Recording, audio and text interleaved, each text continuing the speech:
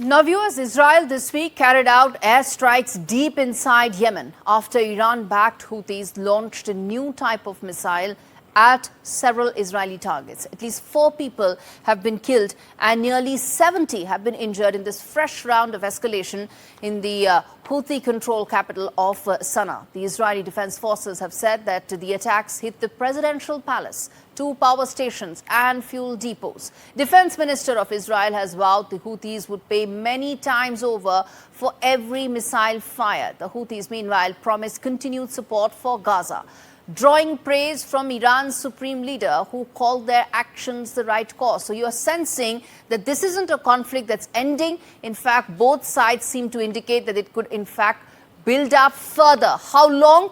Fault lines will have that answer for you. But first up, let me tell you the timeline of this conflict and how in the last 18 months this has continued to escalate on both sides. First up, in 2023, this started when the Gaza war spilled over.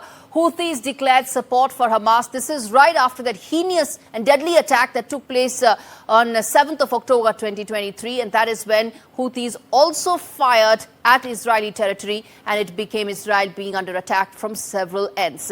This was in December 2023. Houthis began the drone and missile attacks and launches towards Israel. As I said, there were several attempts being made on several fronts, and Houthis opened yet another front against Israel at a time when it was battling and taking on Hamas immediately after the 7th of October attack. Now, in 2024 is when the US and UK intercept multiple Houthi projectiles in the Red Sea. Red Sea is a very important connectivity link for the world, which is why in the Red Sea you have huge amount of commercial ships that pass through that, and which is why US and UK also intercept these missiles, ensuring that connectivity doesn't get impacted. Let's move ahead and tell you what happened in July of last year when Israel-linked ships were actually attacked. This was between the January to June time when several of these Israeli ships were targeted, were attacked. These are acts of war, viewers. This is an act of war when a commercial ship or a ship belonging to another country is attacked. This is an act of war indicating that you are willing to escalate this further. So this happened last year. And then after that, Israel conducted limited strikes against several of the Houthi sites, indicating that Israelis and the Israeli dispensation wants to ensure that it is able to address the Houthi threat that continues on its way. In July to December 2024 is when the Houthis hit Israeli with the long-range drones and missiles, indicating that they have deeper ability than what has been known so far. This was also a show of intent, not just to Israel, but to Israel's allies, that Houthis have the muscle, have the ability to be able to hit long distance. And that tells you the amount of arsenal that is there, indicating it could go on forever, or at least longer than what looked at that time. Between that period, July to December 2023, regional shipping lines were also disrupted. And these shipping lanes, when they get disrupted, it means that the world over, commercial shipping lines will be impacted. It means alternate lines will have to be identified.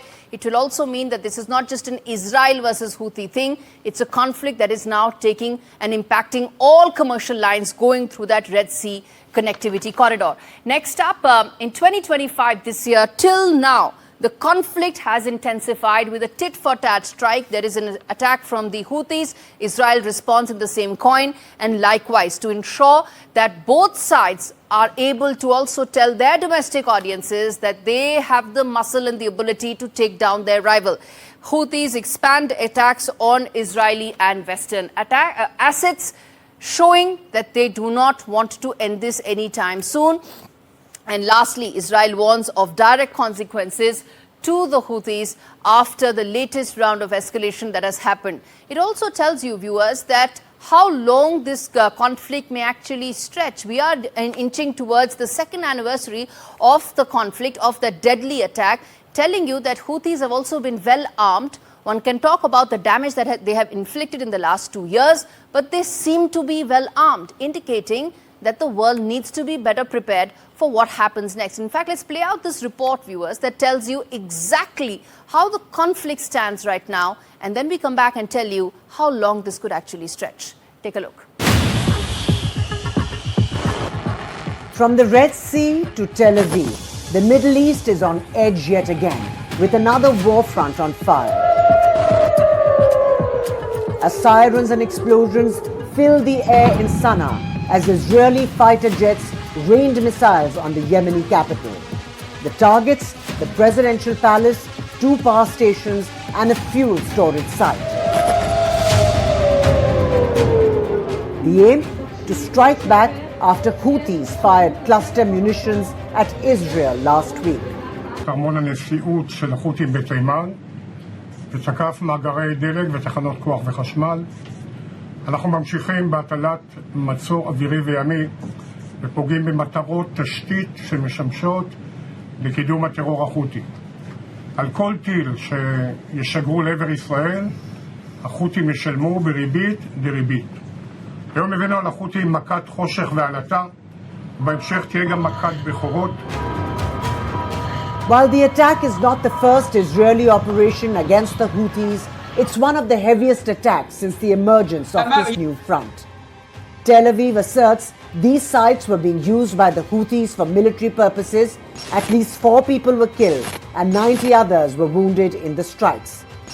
Images from Sanaa show burning fuel storage depots and damaged apartment blocks. This escalation marks a new phase in the war, with cluster munitions being used in attacks, which are banned by more than 100 countries. These weapons disperse a large number of tiny bomblets from a rocket, missile or artillery shell that scatters them in mid-flight over a wide area, aimed at creating more devastation.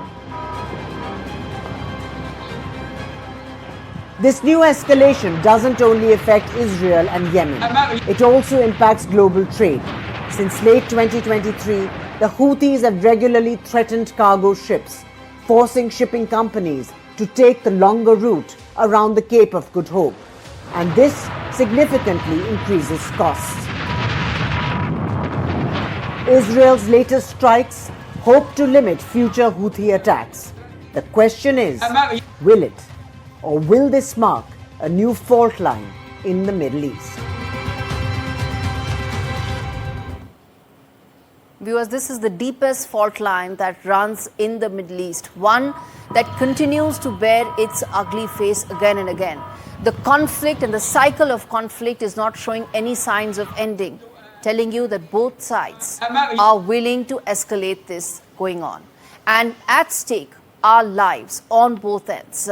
Even as you talk about the Houthis, the fact that they continue to be rearmed by Iran tells you that Tehran wants to prolong this further. Let's get in Vishal, Vivek, my colleague, to tell us more in terms of the arming, the rearming, the funding, the refunding of Houthis. And Vishal, that is something that's pretty much central to identifying a long-term solution, isn't it? Till the time Tehran continues to fund these parts of the axis of resistance, this will continue.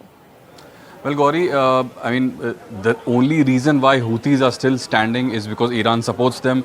90% of the missiles, the weapons that are, sent to Houthis are facilitated by Iran through its various mechanisms, through its secret mechanisms. So that gives you a scale up to which Iran is involved in this conflict. You mentioned the axis of resistance. It's weakened as Iran itself was weakened, but Houthis seem to be the strongest one because Hamas and Hezbollah both have almost been wiped out.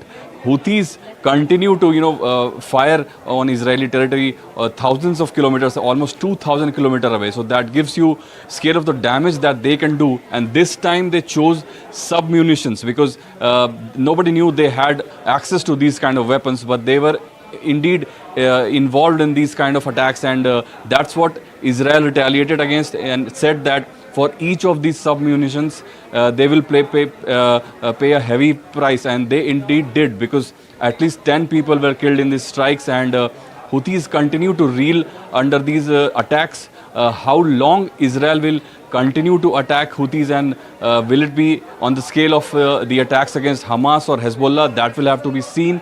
But Houthis certainly are in the most amount of pressure than they have ever been in the last 2 or 3 years. All right.